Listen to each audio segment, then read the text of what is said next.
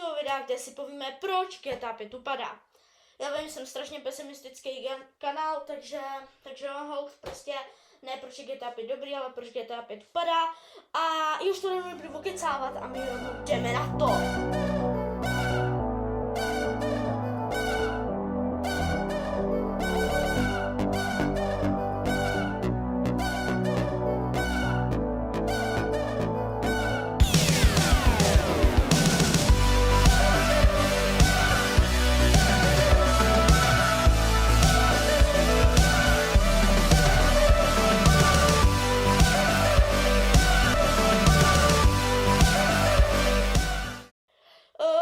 Začneme nějakým krátkým přehledem a pokud tenhle přehled bude hlavně pro ty z vás, kteří neví, co GTA 5 je.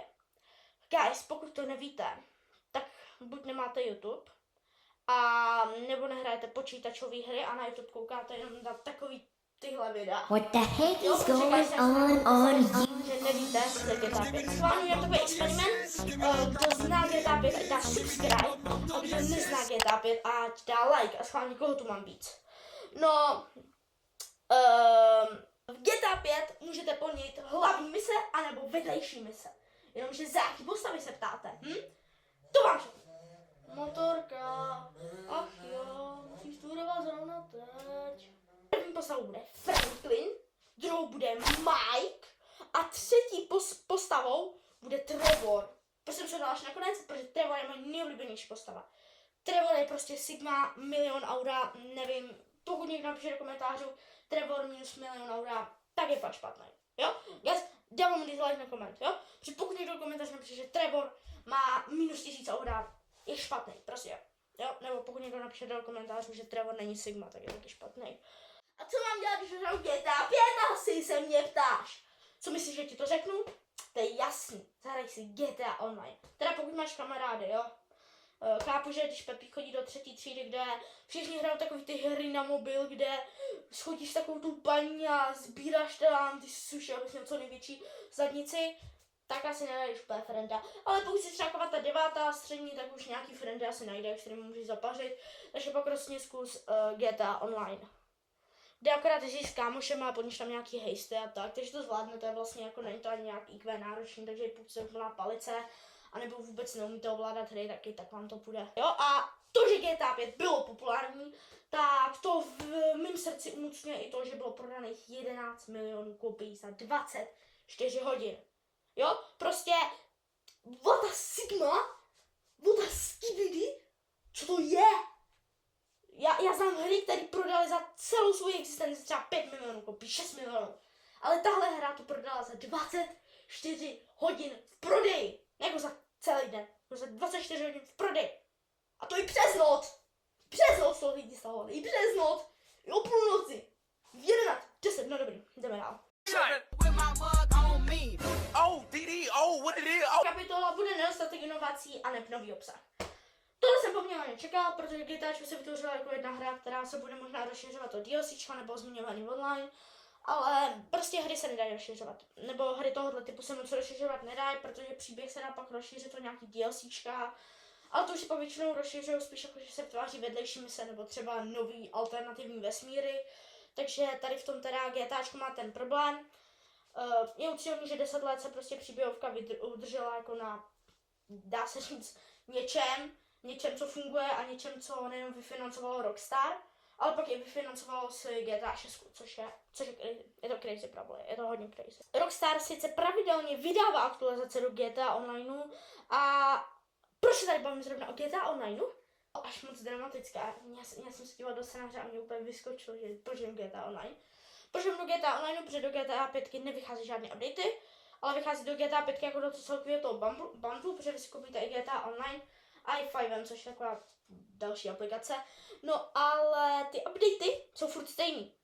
Jo? Furt tam přidávají nový vozidla, nový budovy a nový mise. I když ty mise jsou občas zábavný, ty vozidla jsou občas zábavný, ale občas si nikdo ani těch nových funkcí nevšimne. Teda pokud nejsi takový ten hráč, který kouká vždycky na full vlog, kámo, update 2.1.2, full vlog, 30-minutový video, kde ukážu každou pičovinu, takže tady, jo, já ukážu vždycky. Tady v tomhle updateu, víte co přidali? Jo, tady byl hydrant, A oni přidali tady hydrant, jo? Oni přidali 2 nový hydranty, jo? Jo, nebo jako tak mi to přijde občas, ty update, jakože přidali 2 hydranty, ale líbá. To vždycky musí dát jako ještě v vlogu, jako nový update vlog. Očekávám GTA 6, GTA 6 je hodně očekávaná, všichni očekávají GTA 6, takže GTA 6 je hodně teď velký téma, GTA 6 je hodně očekávaný titul, ale zase mi přijde, že to bude očekávaný až ty 4, 5, 6 měsíců, bude velký pokles fakt těch hráčů na GTA 5, který už prostě se budou připravovat na GTA 6, budou vibovat atmosféru, už budou takový ty první jako líky, jo, což už je teď, v podstatě trailer už je líknutý, ale nejsou líknutý jako, že budou líkovat prostě příběh jako nějak tak, nebo jako takový malý líky samozřejmě, protože líknou celou hru, celý příběh, to samozřejmě ne, teda pokud to někdo z Rockstaru nelíkne, no, na Twitter prostě postne tu 5 fotek, jenom jako, hele, podívejte se, tady máme scénář první úvodní mise a to se podle mě teda nestane, Rockstar je velký a dávaj si na to teď pozor, na ty líky, ale jako ta atmosféra za mě ještě v roce 2024 není taková, že lidi by úplně přestávali GTA 5 hrát kvůli tomu, že vyjde GTA 6, to za mě problém tak jako ještě není, na takovém levelu ještě teda nejsme. Single player má fakt velký problém s tím, že single player funguje tak, že vy dohrajete single player a už tam vlastně nemáte co dělat, kromě toho, že se můžete toulat po světě a prozkoumávat, hledat secrety, tak už tam vlastně v podstatě nemůžete nic jiného dělat, no.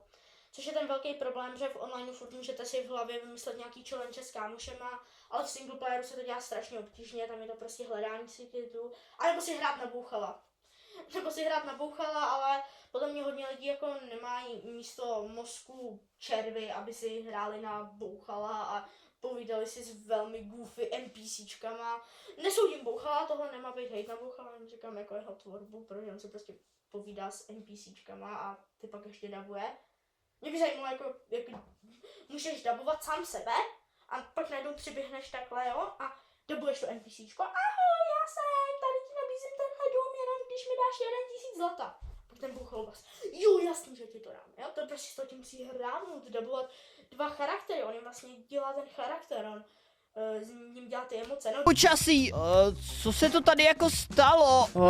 Co to je? Můj pták se splašil! Co to máš za obřího ptáka o veskasy? To je můj nový! Dobrý, teď jsme se dostali vůbec od tématu, radši jdeme už dál, už jsem se do toho nějak zamotal, guys. Konkurence, to je hodně zmiňovaný téma, nebo jako pro mě v srdci, moje prostě mám takový srdce a tomu se říkám zmiňovaný témata pro mě, ne? Jako úplně nepřeje, že by se na internetu řešilo konkurence, ale samozřejmě, jako po 10 letech, to asi ne, po 10 letech je ta konkurence velká, každý už si to zahrál, každý už to natočil, jo, a nejenom jako influenceři, celkově hráči, jo, už si to zahrál se online, tohle už máme vyzkoušený, ale nová hra, úplně nový mechanik, úplně nové věci, no tak oni se třeba na 2 týdny odskočí a pak se zase zahrál na 1 hodinu a pak se zase odskočí, no takže GTAčko vlastně ztrácí fakt ty pravidelní hráče, jo, což mi jako mně přijde, že prostě ta konkurence tam hraje tak jako docela velkou roli, samozřejmě, jo, jako nebudeš každý den 10 let v kuse hrát GTAčko, je tam prostě konkurence, zahraj si ostatní hry, jo, pak aby si jako furt nehrál, aby ti co nehráblo jako bouchalo, jak prostě musíš hrát jiný hry, nějak se jako ventilovat a prostě nemůžeš to hrát každý den, což znamená, že oni přichází o strašně moc peněz GTA online hlavně, protože furt se to snižuje a jde to fakt jako hodně dolů, GTA online návštěvnost a oni pak nevydělávají tolik peněz, takže GTA 6, zase nový boom, všechno se spoje nahoru. Ale proto natočím tohle video, abych vám ukázal, že GTA 5 upadá a v jakých ohledech, takže tohle je jeden z nich a my jdeme na další bod. Teď je trendy třeba Skibidi Toilet hra, nebo takový ty mobilní hry.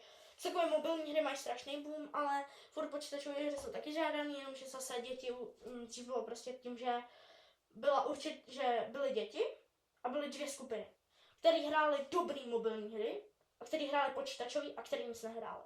Teď je mobilní hry a pak je 1% počítačových je mobilních. Všichni mají aspoň jednu mobilní hru, všichni děti prostě z vašeho kolektivu, z vašich kamarádů a td. Mají mobilní hry a pak je takový to šťastný procento, který mají doma počítač, který mají účet na Steamu a který si nějakou hru můžou koupit. To je takový ty pár těch tvých kamarádů vybraných, který mají, jo, prostě za tátu třeba, který má rád počítačové hry, nebo táta nějaký, který jim koupí třeba kompa, nebo třeba jenom zdědí kompa po mámě, tak sem stáhnou Roblox nebo nějakou hru, dělají si účet na Steamu, na Epiku, jo. Probly, ale mají i mobilní hry, Protože já mám taky počítačové hry i mobilní hry. A hraju stejně počítačové hry i mobilní hry. Takže prostě samozřejmě pro mě na trhu, hele, já už bych to vzal. No, už jsme dojeli na závěr, hele, aby tohle video nemělo hodinu, abych tady mohl povídat klidně 5 hodin třeba. Ale aby to nemělo hodinu, tak už jsme na závěru. No a na závěr bych vám chtěl říct jedno. GTA 5 upadá do takový ty velký hromady těch her, které upadly. A upadá rychle. Upadá rychle a jednou samozřejmě dopadne, a to až vyjde GTA 6. Teď je GTA někde tady. Ale až vyjde GTA 6, GTA bude až tam, kam ani kamera podle mě nevidí, takže tam nebudu dávat ruku.